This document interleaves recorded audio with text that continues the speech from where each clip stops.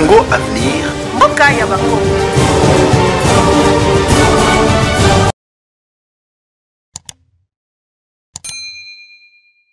Un parti qui est créé sur base d'une vision claire, d'un ancien opposant qui a été au pouvoir, qui redevient opposant avec toutes les expériences possibles. Au regard de la situation chaotique dans laquelle est plongé notre pays par ce régime, il y a lieu, je suis convaincu, je suis plus que convaincu, que la page Félix Tshisekedi est désormais tournée.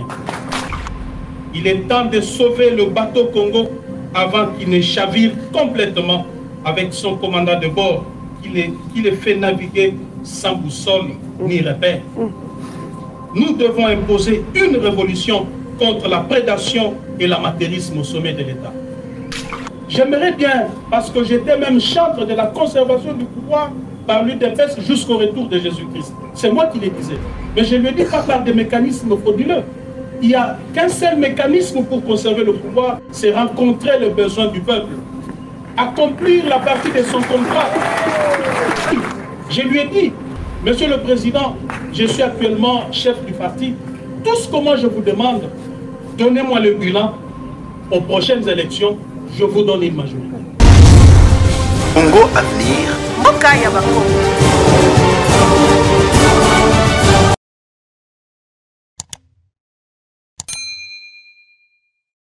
Très chers fidèles abonnés Congo Avenir, merci partout dans le monde.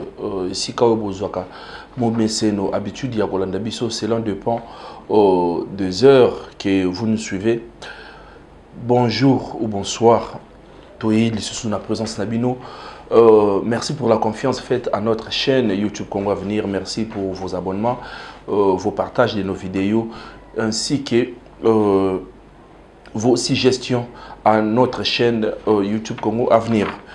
Bande konangai mbote na bino mingi mbote vraiment tozana lisusu jimedi de ayo na liboso na bino tokobombate lelo yo Jean-Marc Kabund akabund auti ko sala après 4 mois de recul, 4 mois de silence à Bimisi vraiment la vérité oyo ba image eza na chaîne na biso YouTube Congo Avenir bon continuer kota la intégralité zona mais to yembangu na décryptage to yembangu kosola na bino koloba parce que na moment oyo donc on a limité eza vraiment koinda ba labo ekoti Jean-Marc Kabund donc azala makasi na biloko oyo akozwa bande konangai biso particulièrement Congo Avenir Jimmy dit de la bande nyonso ya Congo Avenir toye kaka kotali sabino lo lenge nini ya ba politicien otozana ngona mboka na biso eza vraiment passé donc tokende na to mekana ko kende parce que donc ça tire vraiment comme Jean-Marc Kabund a tiré à boulet rouge na chef de l'État Félix Antoine Tshisekedi ayoki ma te ba misusu ku do banga kama ye a beti nyonso. Je ne sais pas ce qui atikali sous na ba o bango mo babenga ba armes si c'est non conventionné oyo ndeko abeshole abenga na ebité o wana tolo ba yango ezamba nini abimisi Satan combien on ne sait pas parce que na masese tokolo ba yango soki bomoni mbisi alobi ke ngando aza maladi peut-être ndenge ya daje no barabundi melaye parce que yende azarana na mai on ne sait pas est-ce que makambo oyo Jean-Marc Kabund akabund alobi yango les moments ezalaki yango aloba bon pour na yé lokola comme opposition alobi yango clairement il n'a pas mâché de mots, il n'a pas allé de gauche à droite, il a confirmé donc comme il est à l'opposition donc ce n'est que normal il faut aloba déjà du côté de l'IDP ça tire balobi na maître Peter Kazadi totangela bino tweet déjà donc ba tweet pour bazo bongisela ye ba réponse oyo vraiment oyo esengeli na ye balobi na ye mbongo oyo atongeli ndako ya Kingabwa bijou oyo bomoni wana na conférence de presse mbongo wana azui yango wa s'il traite s'il traite le président de la République un jouisseur et incompétent donc c'est que yepé à sa jouisseur parce que na temps oyo asali o Jean-Marc Kabund akabund tant azalaki président AI il y a UDPS tant que secrétaire général à Salaki Nanda Kouana, mais tant que le pouvoir, il paraît que Nda Kouana, Nde et Tongami, tant que le pouvoir, na 4 ans, oyo. bazalaki na yango parce que tobo sanate depuis le mois de janvier ndé à azalaki lisusu donc 4 ans hein toloba mokoka ndé asili kotonga ndako wana est-ce que ndako wana atonga na mbongo nini basengi IGF a kente toyoka Twitter ya maître Peter Kazali honorable provincial député provincial un apprenti fabricant de mensonges gesticulant tel un crapaud qui se mesure au sabot de l'éléphant et croyant atteindre par sa larve le grand aigle situé à des milliers de kilomètres. Donc, c'est décrit dans ces détails, il lui sera opposé ses propos avec preuve, Jean-Marc Kabound. Donc, ici, il était Oyo Azalaki Mukonzi, la presse présidentielle, Oyo Basilara Kobenga na Kolongola, ko changer na mona mboka Eric Nindo, Abraham Lwakabwanga, BP a fandi donc a humilité a Betty missile Moussousouana, Movat de Carolite a été chassé de l'UDPS pour mégestion, détournement des fonds des cartes des membres et autres actes illicites. Aujourd'hui, ils osent publiquement venir nous faire la morale alors qu'il n'a pas su durant sa présidence trouver des emplois aux combattants. Bandeko, Jean-Marc Kabound, oui, en tant que président de l'IDPS, il avait aussi droit à Koluka Moussala pas combattre. Mais ce qui, moi, Namboka Abraham Lwakabwanga, a résumé peuple congolais là combattant, moi, ça m'étonnerait. Donc, pendant le pouvoir, Oyo Abango et l'IDPS, pour que Mouto Azwa Moussala, pour que Moto Abonga, donc il fallait aux la combattant. Or, la biso nous sotoyebi que batu barope ça, batu Moussala, batu barope ça même ba combattant na Moussala, batu barope ça même ba congolais Moussala. Et ça le gouvernement na programme na bango, tango bazui ki bokonzi na programme ndé bakope ça congolais nyonso Moussala. Mais ce qui Moussala est juste qu'on se résumer na un groupe de gens. Voilà aujourd'hui ce que nos politiciens pesi biso. Bande konangai biso toza ni pour ni contre. Mais tokoka moi. Pourquoi Jean-Marc Kabound a Kabound a ekobimisa biloko yo sikoyo. Bon, tokoche le mot extrait pour de presse a lobby ke abandaki kolobela yango. Même si comme lobby non même makambaram na lobela ka chef de l'État. Donc bande konangai ils ont ça la passe. Ils ont ça la passe. Tu as comprendre, biso peuple, tu as comprendre que bomoni ndenge lolenge ni ba politicien ba traiter ka biso. Or biso to yebi yango ti le Jean-Marc Kabound Akabound aya ko sala parti na oyo alobi que donc je crois dans un mois à ko lancer sortie officielle lango et chose grave Jean-Marc Kabound a cheka parti na ye na 11e rue mais il y a un industriel donc en diagonale na siège il y a UDPS na limité wana to éviter Kabound à Kabound na Joana ezalaki kaka pona ba opposante donc maintenant Nage et ça les autres parce que lui maintenant lui il est maintenant opposant donc Nage et ça et pas opposant Nage est commandé et ça qu'on se diriger pour le président de la République parce qu'il a bel et bien cité na phrase na souka avant à clôturer que donc il faut déjà considérer Félix Tshisekedi donc sa page est tournée. Félix Tshisekedi a commis passé parce que à quitté, il a échoué lamentablement. Donc, ce sont ces propos, le propos de Jean-Marc Kabound à Kabound, que le président de la République, il a échoué lamentablement aux yeux d'une guerre. Donc, à chaque fois, lui, il pense que le pays va bien, à Rossala Boye. Bande konangai ezo sala biso pasi ezo sala ba congolais nyonso pasi oyo bae koyeba makambo wana parce que tobo sanate Jean-Marc Kabound azalaki premier vice-président de l'Assemblée azalaki mutu oyo babundi pona koluka ko basculer nini majorité après avoir ko sala appel à chef de l'État après avoir koyoka appel au chef de l'État salaki bangonde bakotaki pona koluka ba député koluka bon je ne sais pas si par corruption ce qui hier à traiter Félix Tshisekedi il est tout le mot où il y a le bioana Babylone le bioana incompétent un jouisseur un nini bande konangai tangu Roubaix Roi tant bazalaki na bazu ki bokonzi bazalo na FCC cash tant bazalaka na ba séminaire na Mbouela Lodge Pour nous rebandeni barokabula ba poste. Jean-Marc Kabunda zalaka na cheval. O ba tonso bazon saka ile ka cheval wana o Robert wa F saka tu vis maintenant le goût du pouvoir. Au moins le goût ya pouvoir. Na opposition okumbaka ba cheval te mais na pouvoir yepé akumba ni bande ko ba benzo bi Jimmy de loba bo solo zala na katikati yango mo toza na milieu ba lobby Jean-Marc Kabunda azana ba carré minier na Katanga. Donc dans ce sens bande ko na ngai dans les jours qui viennent beaucoup vivre beaucoup mona ba réalité donc makambo ba vérité et kobima awa ba vérité oyo izobima wana maintenant où est la place des Congolais, où est votre slogan au bonne ko ba le peuple d'abord au moins que le peuple d'abord au moins que le politicien ba roula kana bango population biso to yebi yango soki to yaka awa na masolo oyo c'est parce que to lobelaka yango batuke no bande ko nanga to yaka ko éveiller conscience ba Congolais oyo mingi bazano na nini ya kolala ya kolanda ba politicien. Le politicien sont là, ceux qui ont du pouvoir, c'est un peuple. Toi qui n'as pas Jean-Marc Kabunda, non? Moi je me place à côté de la population, je suis opposant pour combattre, pour renverser Félix Tshisekedi, pour barrer la route à Félix Tshisekedi en 2023. Maintenant, comme tu es là, au Yesiko Nangambo ya peuple, tant que vous allez Nangambo ya peuple.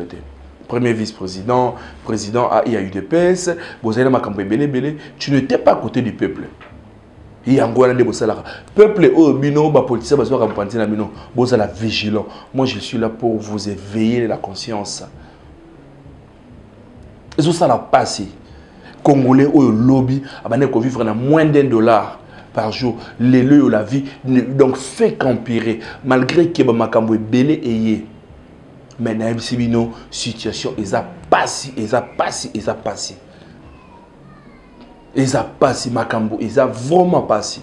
Maintenant dans le moment où Makambo ils a passé une grande partie de la population bazo kufa bazata même bazata n'a pas accepté dans soins de santé mais il y a juste une petite frange à Batomo Boy au bazo sakana na Makambo. Maintenant lobby ou après demain si vos accords est simbités boye libiso na nini ko bimisa o non naloba ba vérité et biso to sala ba vérité wana nini to ko sala na yango nini to sala on est parce que maintenant il y a un moment où Jean-Marc Kabunda a sa position il y a défense il se défend. Non vous voyez la bande ko loba la bande ko telemela donc sur 10 9 Makambo na bande ko loba la président ils ont beaucoup plus la bande ko kende à la contre ya Makambo oye abande ko linga parce que vu ici quand obiso touti na parti autoti ba yani ba socialiste moi babilo kwa mzuzu ekolekate nyonso oyo a étalé les biso bon meka kolanda non condenser auto sali wana Jean-Marc Kabunda bon to zona to continuer maso na biso parce que auti ko ça la point de presse na lelo ya ko koloba ouvertement que a sali parti politique na ye assez alliance pour le changement. Ba changement et ya ebelé bande ko ngai. To lande extrait wana condenser auto sali ya point de presse na ye bon to zonga to continuer na masolo na biso. Que le parti de la gauche congolaise, fondé au prix de tant d'efforts et d'abnégation, sous la conduite du redoutable Etienne Tshisekedi Wamulumba, d'heureuse mémoire, et dont nous sommes incontestablement l'héritier idéologique, tiendrait son rôle d'opérer le changement profond en vue de bâtir un État pour sortir le peuple congolais de l'extrême pauvreté.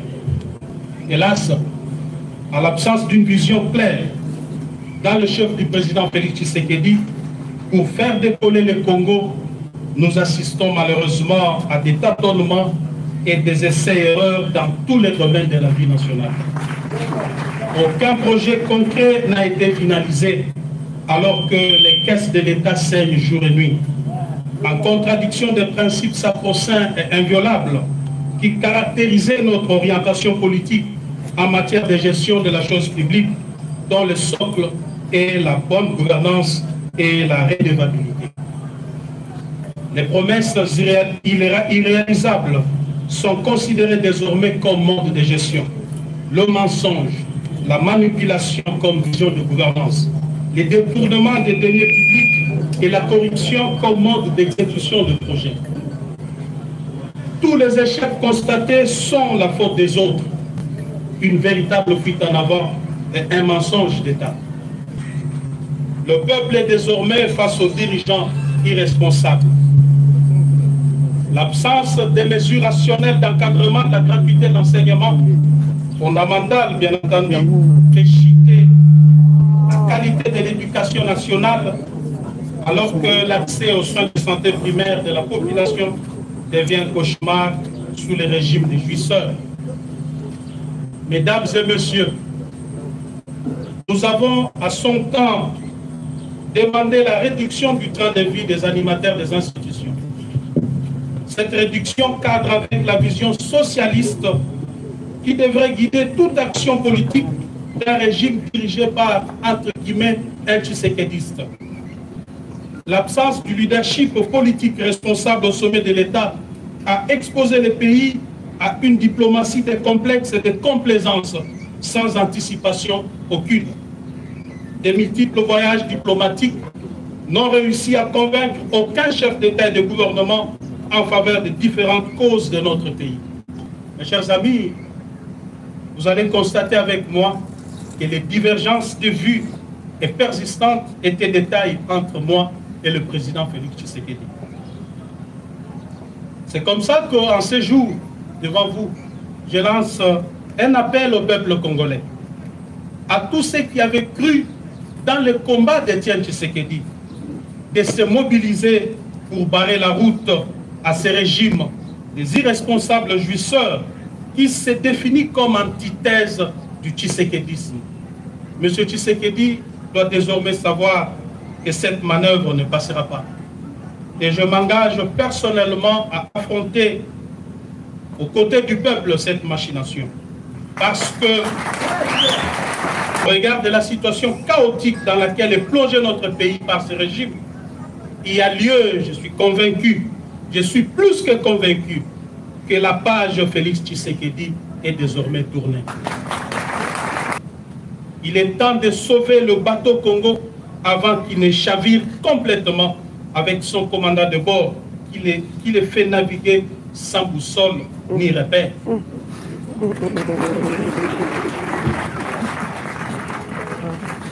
Dans un monde en total bouleversement, dans les décombres d'une gouvernance au rabais, dans un paysage politique mouvant, dans lequel tout est incertain, tout est sans cesse remis en question, nous devons imposer une révolution contre la prédation et l'amateurisme au sommet de l'État.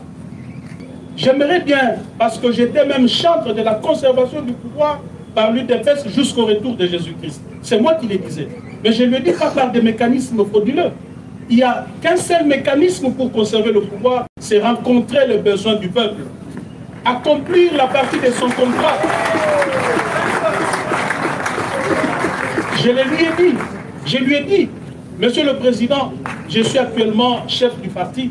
Tout ce que moi je vous demande, donnez-moi le bilan aux prochaines élections, je vous donne une majorité. D'abord, un parti qui est créé sur base d'une vision claire, d'un ancien opposant qui a été au pouvoir, qui redevient opposant avec toutes les expériences possibles de l'opposition et de la gestion. Alors, en tant que parti politique,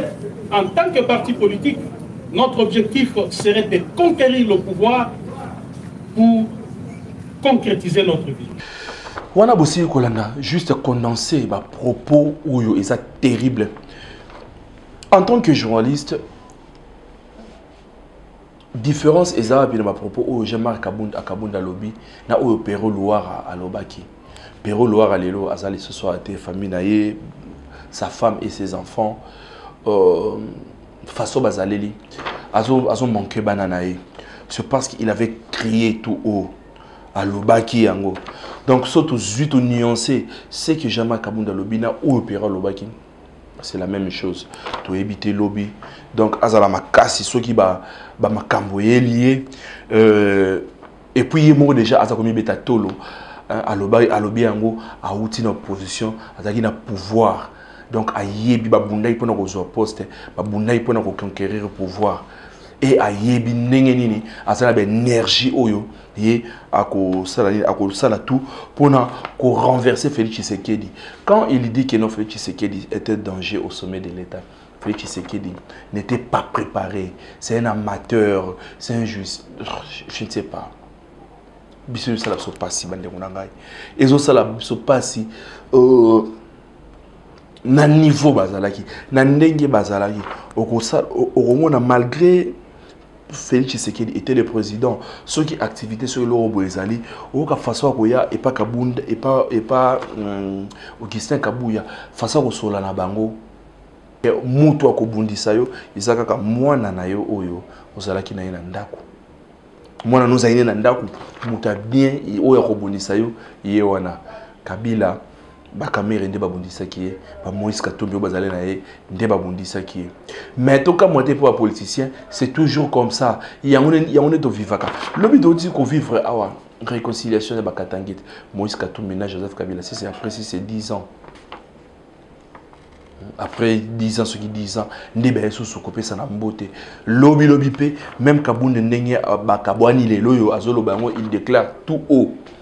Toko sutuka, lobi toko mona, bango na ba copé ça na mbote.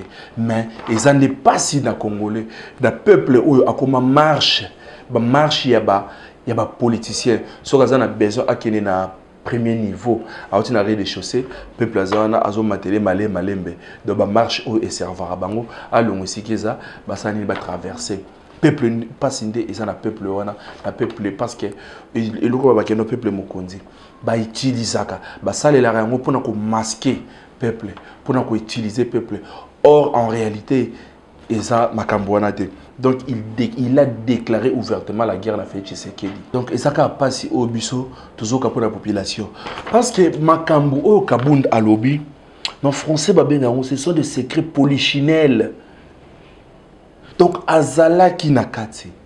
Mais où est-ce est allé yango pour que on se victimiser, au mibimisa soki ndenge nini. Or biso toko trop occupé. Mais ils ont des politiciens belé pe oh peut soutenir Kabund. Ba comme ko sepela. To moni kutu ke na IDPS ba bi ke non jamais Kabund à Kabund direction Kingakati. Que non azo ke déjà Kingakati akutana Joseph Kabila. Bozo mona nema ka monzala. Mais to éviter ce qui est nini nini. To ko katoko ta information. On a IDPS ne abimisi total yango. Mike Mukebai yebe a placé monae à soutenir Jean-Marc Kabund à lobby que Jean-Marc Kabund peut sauver ce qui était resté l'héritage de Tien Tshisekedi. Donc, à ce moment que Jean-Marc Kabund n'est après qu'on sauver. Là, ce sont les paroles de l'honorable Mike Mukebai et Asil Kolobandengwana que non, Jean-Marc Kabund a héritier idéologique de Tien Tshisekedi. Mais, les politiciens, quand on a 3 ans, Nandambo Basali, Yoka Villa, to éviter. Biso là, Nathan Basali, dans la stade où Jean-Marc Kabund a tongeli, où a pesé un combat à Tshisekedi a tongeli bana Kingabwa.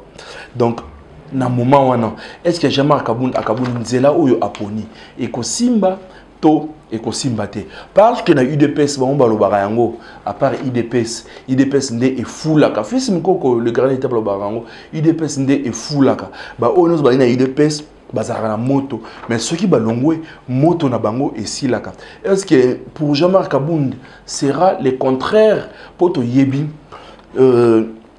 prenons l'exemple paix à son âme CG Bruno Mavungu alongwaka asuka wapi Mbwakem alongwaka asuka wapi Mubake Valentin Mubake asala pi UDPS na ye asuka wapi Bruno Chibala asala UDPS na ye asuka wapi.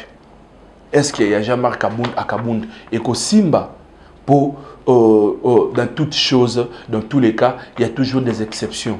Est-ce que Ekosimba parce qu'il est vraiment déterminé de mobiliser la population. Il a dit ça ouvertement. Il va mobiliser la population pour renverser Félix Tshisekedi en 2023. Pour beaucoup plus de précision, détail à Makambo Jean-Marc Kabund à Kabund à lobby. Bota la point de presse où ils ont la chaîne à Biso qu'on va venir. Et si ils ont ça la lelo. bota la point de presse on a mais biso so toye to ende ko conscientiser ko lamusa population ko lamusa peuple parce que na makambo o ba politicien bazo sala ils ont pesa soni le loyo population guerre na est il y a pas encore de solution au lieu que boluke là pour peuple solution vie sociale na ye condition makambo beli belizate soins de santé classe solution date ba politicien bazo la ba positionnement na bango nyonso o bazo la biso o nyonso o eza ni toloba ezaka ka ba positionnement et si ka bazo ba non donc le président de la République jamais à mona pour mutu a voyager ndenge wana ko sala je ne sais pas mais ça la passé peuple congolais fongola matoi bo qui passe bo bengi biso belé Jimmy Dide na biso tout ça na passe wana mais toi toujours moins tout ça là autrement il faut to lamuka il faut to lamusabino lobita mo politicien moko o aroya e pana yo pour lelo yo so yazu ki bokonzi moi si na ye mwana na ye soit postulé na provincial national a juillet avec bon azana cop na ya gouvernorat atiki national a che madame na ye a che mwana ya ki na provincial tanga bunda na provincial bazu ba poste ba maniro c'est comme ça maintenant peuple oyo alongwaka l'impression mona ba jour ba élection na azo keni ko voter musika mbule zo beta azo nima akende a voter pour que a vivre makambo oyo bande ko na ngai. Et loko onga la kolobana mino ba politicien, le peuple congolais n'est plus dupe. Le peuple congolais aza sous peuple oyo lobby bomane ko sakanate. Yangwana c'est la raison pour laquelle ba vérité oyo nyonso isala marana butu, oyo nyonso isala marana ba 23h na ba minuit lorsque bozo sala ba arrangement na pona ko kabolanga na ko zoboinga na zoboy. Yango ekomi ko bimana poisa et les choses changeront bientôt. Population oyo anyoka mara akozo isala na nzambe ya lola, nzambe oyo atani sakatongo akotaka butu akotika peuple congolais oyo azo souffrir peuple congolais oyo azo pesa peut-être parfois politicien soka yazo lobanaye azo pesa ye espoir apesi mutema ayoki azui ate bon to pesa chance tango bino population zo pesa bino chance bino bozo kini ko sala makambo na bino eza passé depuis le 14 juin 2021, à côté Sakani n'a envoyé un parti politique. Or, en juin, lui, il était encore dans l'UDPS. Magambo Eko Beba en janvier. Je crois le 12 janvier, si j'ai encore une bonne mémoire. Or, il y a déjà depuis juin, à côté Sakani. Bozo mona qui est non. Assez le VPM azalaki mutu na bango mu candidat na bango na Augustin Kabuya parce que azalaki force du progrès bango ne parti mtetindaka assez le kombo na compte ya UDPS tocha assez le na nini pour que toiba moment ni to sala makana biso voilà aujourd'hui lelo banda na assez le pe abaluka na ye donc le monde yango ezaka ndenge wana mokili yango ezaka vraiment mbanga taba et à lobby que même si ba pesi ninité lui il considère selon la loi c'est la constitution que parti na bango eza vraiment et vivre et puis dans un mois ba pour ça la sortie officielle na bango mais depuis longtemps bazala ki wapi ba cher politicien ba ndona politicien ya moi malama moko moko bazali mais vous salez la population, vous salez le peuple parce que lobby, Boroya Lisusu et pas peuple wana koluka kosenga ye a zongi sabino na kibokonzi parce que pourquoi je disais que bakosala makambo selon constitution, bakosala makambo selon la volonté du peuple. Il y a un bandé koloba que non bakosala passation de pouvoir na Jésus-Christ. Or, ezalaki nango yangote, ezalaki nango lokuta, ezalaki donc pakola batu, ndema baka donc moi mba wana donc kolempa peuple congolais. Mais binomoko partout ici ka bozali, obokolanda point de presse Jean-Marc Kaboun, boko comprendre ba politicien nini oyo toza na bango bandeko nanga ba vie na mino o nezalaki ya vie na biso ba vie na mino toza nango posa bo réagir bo pesa biso ba vie na bino ndé to kote na mikolo muzali ko ya soki nzambe asuni que Dieu bénisse et continue de bénir la République démocratique du Congo peuple congolais main dans la main to bunda et osimba atandele nzambe akotinda kaka ba oyaye na mboka na biso parce que tala ba politicien na biso oyo nini baza kotekela bino oyo nini baza ko offrir bino et loko oya malamu pla oya malamu ba monaki yango ya malamu ya ko offrir bino yango tout le monde le loto et bien ba komi kaka tanga lo alaba ba carré minier tout le monde a komi na ye muto ba mine yangwana ozomona na minute soka ba na politique bazonginda bazosala nini. Mais que Dieu bénisse la République démocratique du Congo. Merci. Congo Avenir. Mboka ya Bakongo.